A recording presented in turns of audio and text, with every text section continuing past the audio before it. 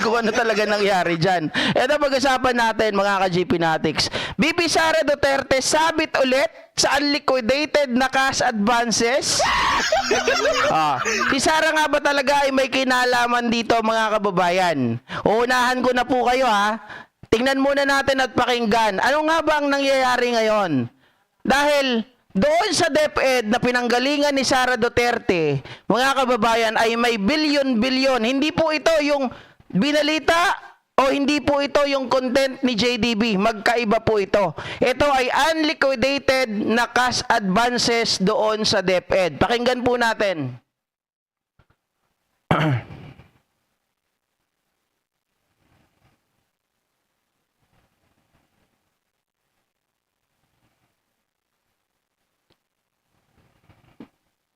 COA, pinapahold ang sahod ng ilang DepEd officials na may unliquidated cash advances. Narito ang news scoop ni Ian Articona.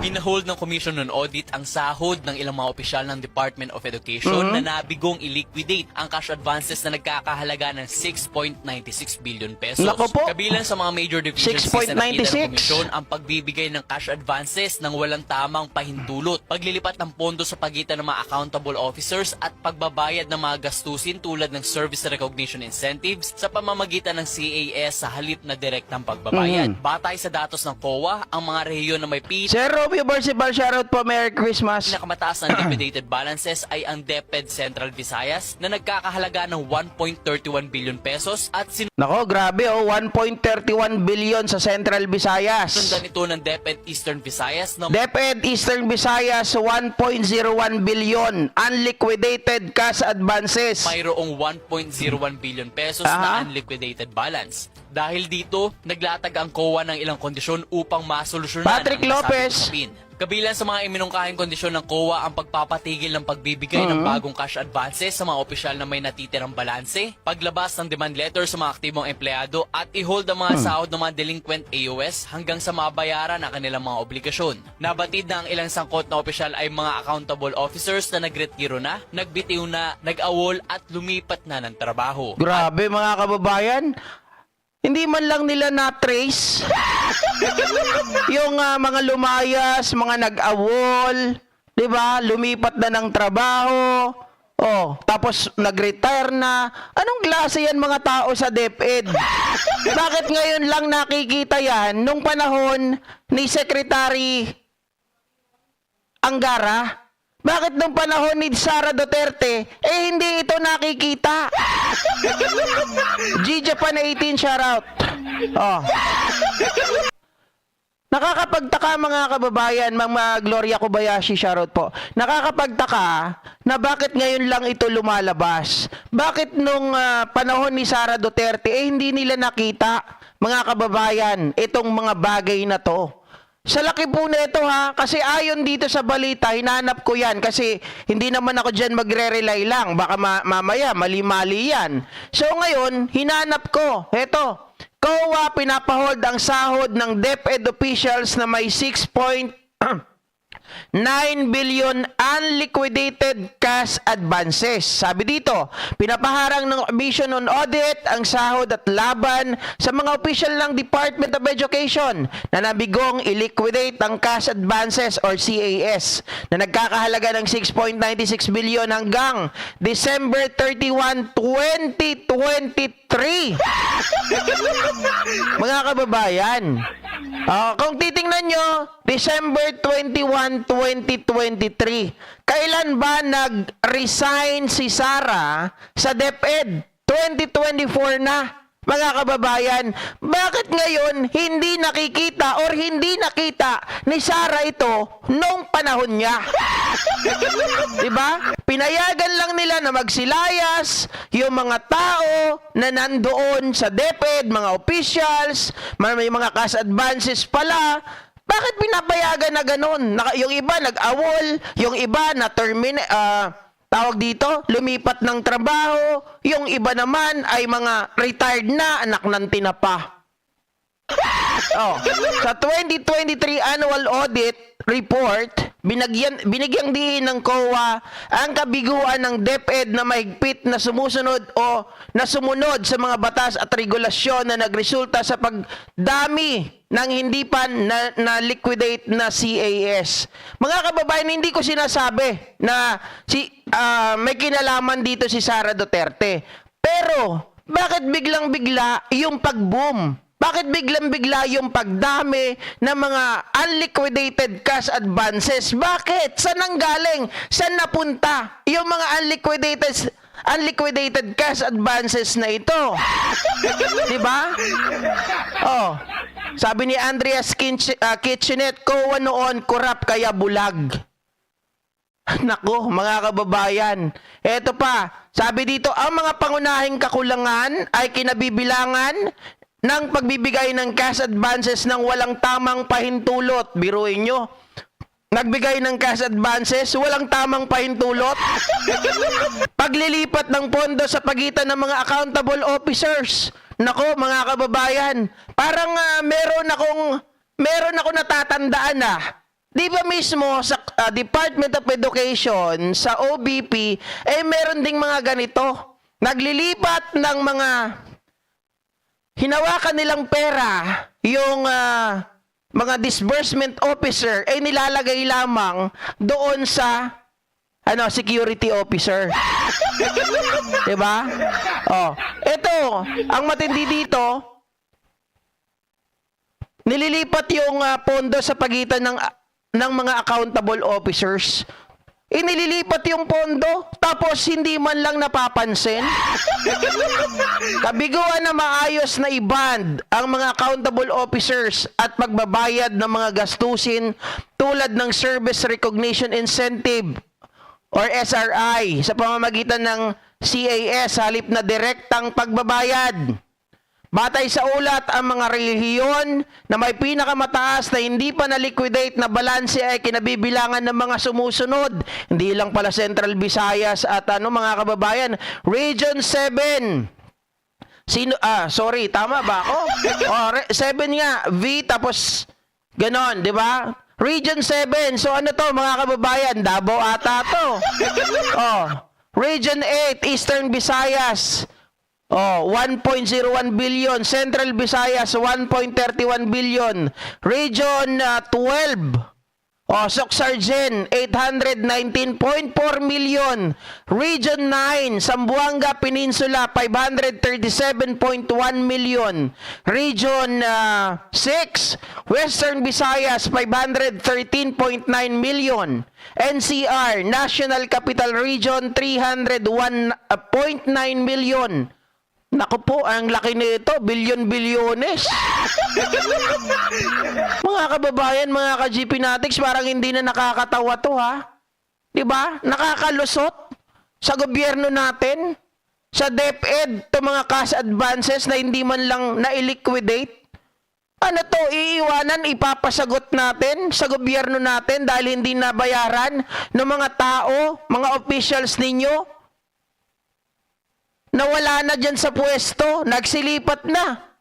Hindi ko alam kung ano yung mga nagsilipat dito. Naglipat ba ng bahay?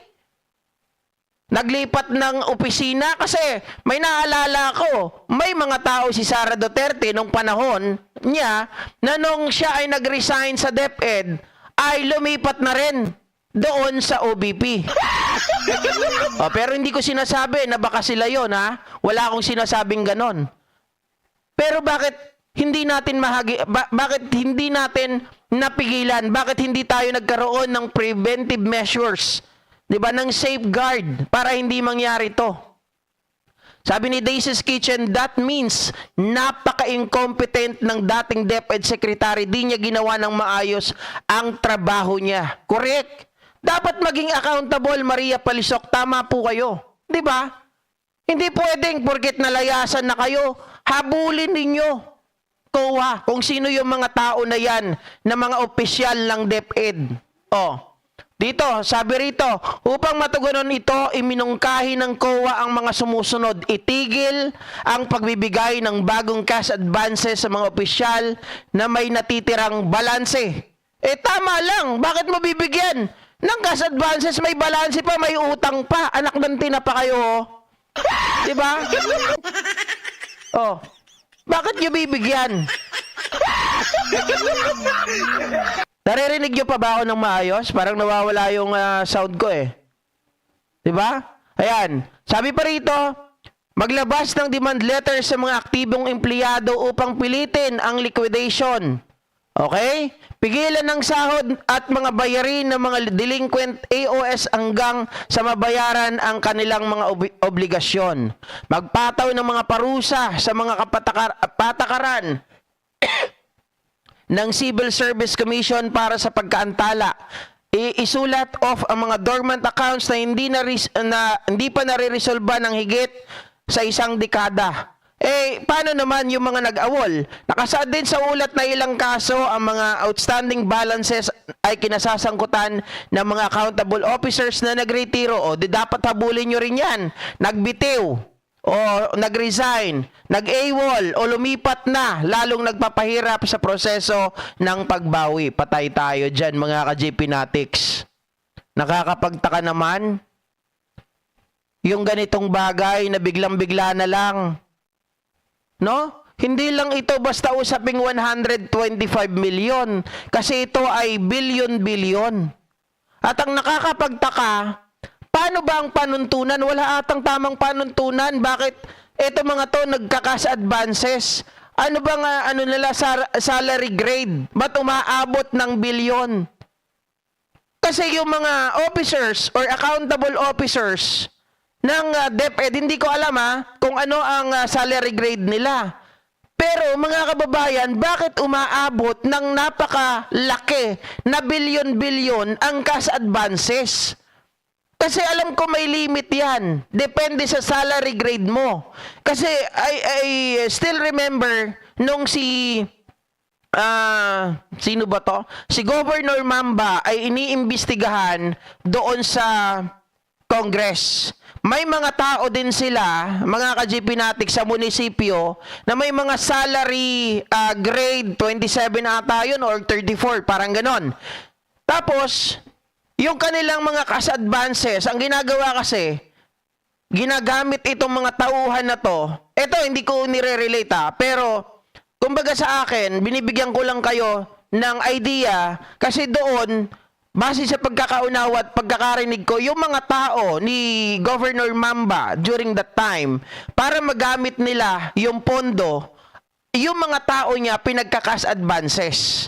Kahit na ito ay lagpas sa salary grade nila, dapat halimbawa yung 27, salary grade 27, ang maximum lang nila na pwedeng i-cash advances ay 4 million. Pero nakakapag-cash advance sila, mga ka-JP Natics, ng umaabot sa 500 million, mga ganon. Diba? So, pagkalaki-laki. Tapos yun, ginagamit sa araw ng eleksyon, mga ka-JP Natics.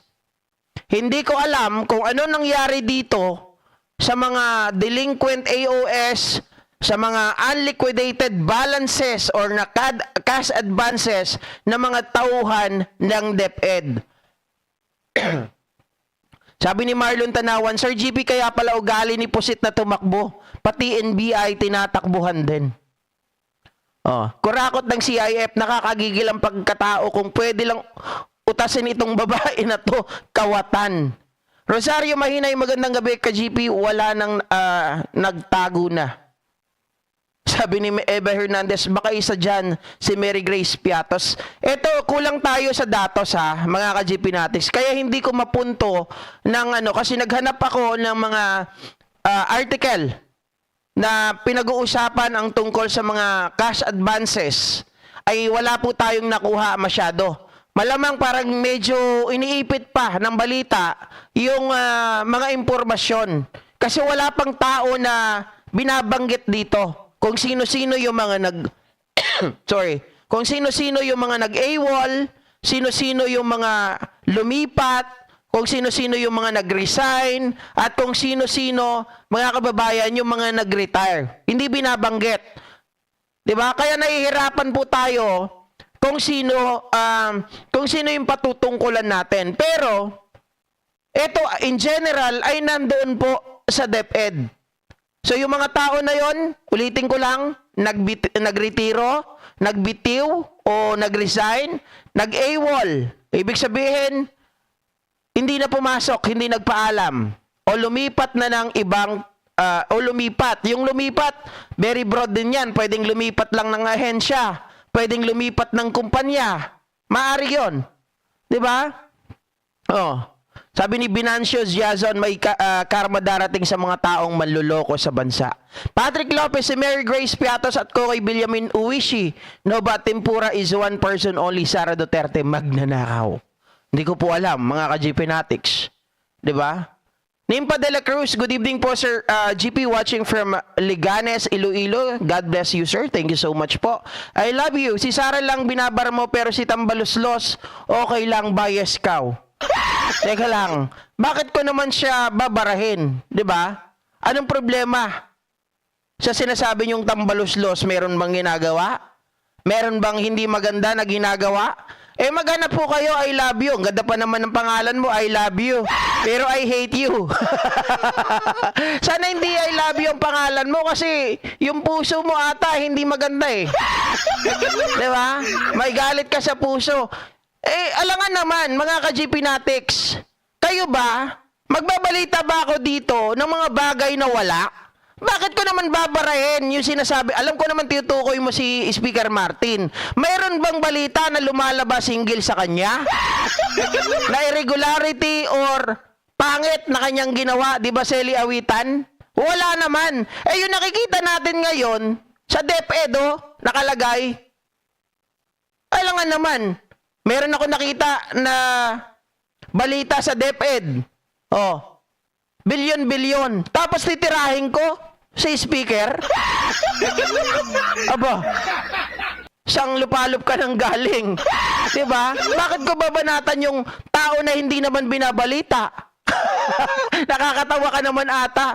Ano, papangalanan ko dito? Nagbitiw. SMR, nag-awol SMR, lumipat SMR.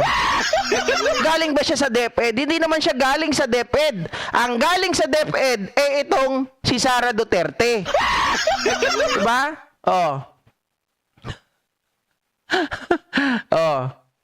Diba?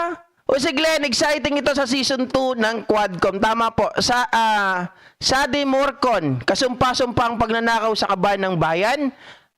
Shoutout sa BMB community pala ha. Chris Castillo, bumabalik lang sa kanila lahat ng ginagawa nilang masama. Alright, so friends forever, shoutout Kabsat Go Philippines. Ricky Umadto, si Sara Bobong Abogado. Nakakasira ng araw si Sara at mga supporter ni Duterte. Huwag kayong, hayaan nyo sila. Huwag kayong masira ang araw. Sila ang hayaan nyo na masira ang araw sa inyo. Ang mga Marcos supporter, ang mga sumusuporta sa gobyerno ngayon, kahit madilaw, kahit na kayo ay pink, nako, huwag niyong hayaan na masira ang mood niyo. Kaya yung ginagawa ko, asartalo yung mga yan. Diba, Dali Adarne? I love you, wag kang tanga. Mga Romualdez at Marcos, di minsan di nakasuhan ng korap. Wag kang tanga, Tagalete ako, Tacloban, wag kang tanga, kilala ko mga yan. Okay, tamo, kawawa ka tuloy. I love you. May pa I love you ka pa, tapos ngayon. Iba naman ang iniisip mo. Ana Marie Larida, ngek, hindi kayo mananalo dito sa Davao kahit, talaga ba? Pag nanalo dyan si Nograles, wala na kayo, si Carlo. Wag na magpalokay kay Sara Maudo tayo, Bastos Piatos, no vote all Duterte, sabi ni Nop. Parang palalim ng palalim ang hinuhukay na isyo kay Pusit. Malabong masusolusyonan yan. Kaya nga po di ba Ma'am Lucy? Kasi hindi naman tayo nakakahagilap nito. Ako nagbabasa lamang ako. Nagbabasa lamang ako ng mga articles. Sino ang pinapatungkulan dito? Hindi ko rin sinabing si Sara. Pero, mga ka-GP Natics, nanggaling si Sara sa DepEd. Bakit hindi niya nakita to? Yun ang punto ko. Bakit walang report? Bakit hindi ito musbong? Bakit hindi natin nalaman? 2023 pa ito. Anong ginagawa ni Sara Duterte? Ha? Nag-iipon? Ng ano?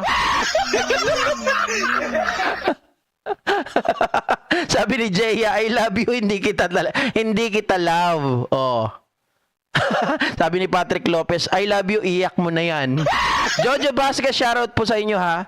Binancio Giazon, yung ayaw sa Quadcom, mamamatay tao, importer ng droga. At, ano to? Oh, sobra. Ricky Madto watching from Argentina. Oh, sayang, di ko nabasa yung isa, biglang tumaas no? JC Moss, shoutout din po. Merry Christmas sa inyo. Hindi, ito kasi, alam nyo mga bashers, kaya nga kayo welcome dito Pakinggan nyo po maigi. 'Di ba? Bago po kayo mag-comment, intindihin ninyo. Kasi yung sinasabi ninyo na kung gusto nyo pala balita, ito ha, para hindi na kayo mahirapan. Kung gusto nyo na balita na binabanatan si Martin, yung mga fake news, doon kayo sa kabila manood. Huwag kayo dito manood sa akin. Kasi dito, ang pinapakita ko rito, mga ka-GP Natics, yung mga nandito, alam nila yan, ang pinapakita dito ay talagang ebidensya. 'Di ba? Resibo. Gusto nyo, ipakita ko pa sa harap ninyo ngayon kung ano yung pinapakita ko dito. Ito yun Teka lang. Baka sabihin nyo, yung binabasa ko hindi makatotohanan. Ayan. Ayan Nakalagay dyan galing sa Bombo Radio Philippines. 'Di ba? Alangan naman hindi ko ibalita yan. Alangan naman mag-imbento ako at sasabihin ko, kasalanan niya ni Martin. Anak ng tinapa. Bakit ko sasabihin kasalanan ni Martin? Taga-DepEd ba si Martin? 'Di ba? Simpleng-simple lang naman, mga bashers. Gamitin ang utak, huwag ang utin. Maria Opelia Lamar, hello po, Idol GP, Merry Christmas. Shoutout po, watching all the way from Barangay Pasil, Tanawan, Leyte, Eastern Visayas. PBBM lang, mabuhay ang bagong Pilipinas. Merry Christmas din po sa inyong lahat dyan, ha?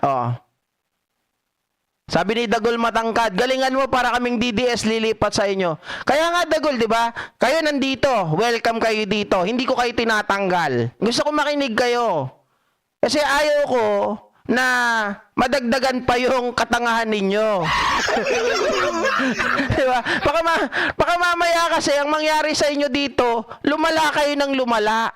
Di ba? Ayaw ko naman mangyari yun. Nanonood kayo doon. Ang makikita nyo lang, yung mga vlogger nyo, nagbibilang ng sasakyan.